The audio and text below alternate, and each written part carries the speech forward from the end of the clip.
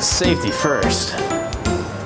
Hi, I'm Olivia and this is John, and we're both materials engineers at NSWC Crane.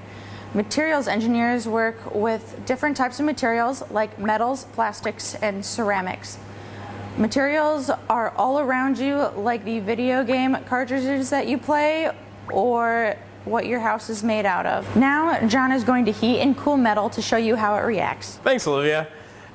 Materials are made up of atoms. When we heat materials up, those atoms have more energy and they move all around. And when we cool them down, they come closer together and it's harder to move them.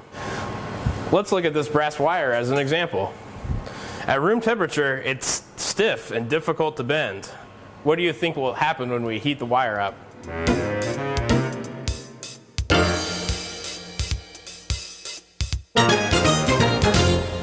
See, as the wire heats up, it glows from all the heat. Now the atoms are bouncing around and it's easier for them to move past each other and for the wire to bend. And now that it's cooled down, it's hard to bend again. As materials engineers, we work with a lot of materials besides metals, like this rubber stopper.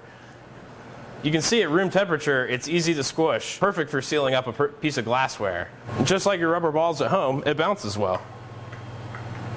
But what happens when we cool it down?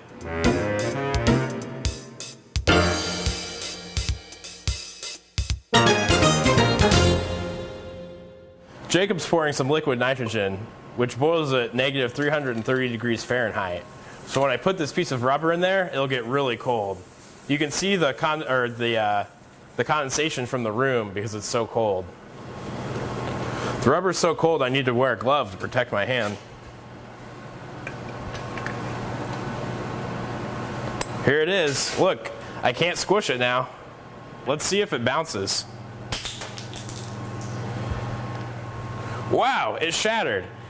It was so cold, the atoms couldn't move past each other very easily, so to absorb the impact, it had to shatter instead of bending. Thanks, John. This is Nitinol. It's a material that's part nickel and part titanium. Some people call it a memory metal. I'm going to bend it into a new shape and then heat it up. Maybe you can see where it gets its name.